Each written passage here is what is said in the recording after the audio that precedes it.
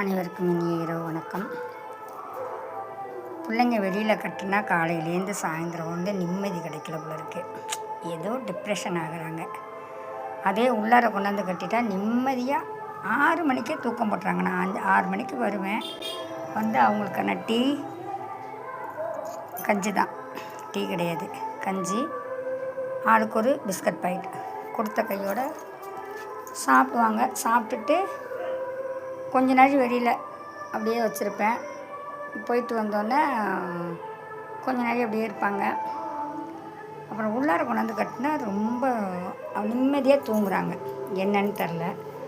நான் வந்து இப்போ எல்லாத்தையும் கழுவி விட்டு சுத்தம் பண்ணி பெட்ஷீட்லாம் வெளியில் அலசி போட்டதெல்லாம் எடுத்து போட்டு நல்லா நிம்மதியாக தூங்குறாங்க பிள்ளைங்க. தம்பி மட்டும் வெளியில் போயிருக்கான். அவன் கொஞ்ச நாள் போயிட்டு வந்தால் தான் ரிலாக்ஸாக. ஆம்பளை பிள்ளை, இவங்கெல்லாம் பொம்பளை பிள்ளைங்க.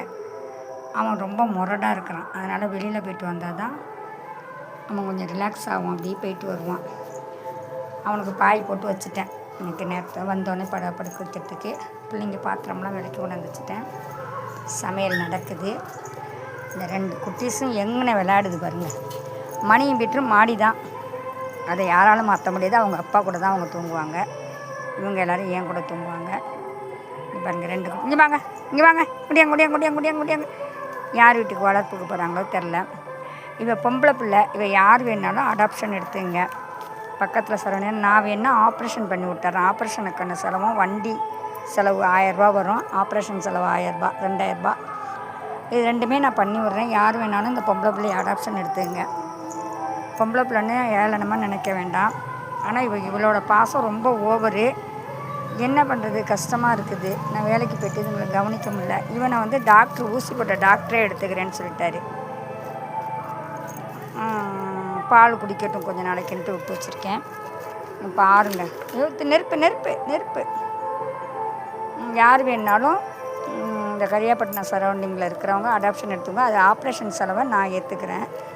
வண்டி வாடகை செலவையும் நான் ஏற்றுக்கிறேன். இங்கே அடுப்பில் உள்ள நெருப்பை பிடிச்சி இருக்கிறது எப்படி இழுக்குதுங்க பாருங்க.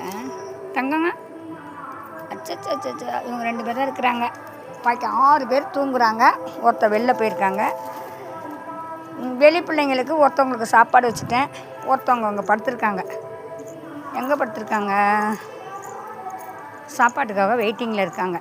அவங்க இப்போ உள்ளே வந்துடுறாங்க. கொஞ்சம் பயம் தெளிஞ்சிருக்கு. இல்லை, தம்பியோட போயிருக்காங்க எங்கேயோ. தம்பியோட ரவுண்ட் அடிக்கிறாங்க. மணியும் பீட்டரும் உள்ள. இவனுக்கு வச்சாச்சு சாப்பாடு.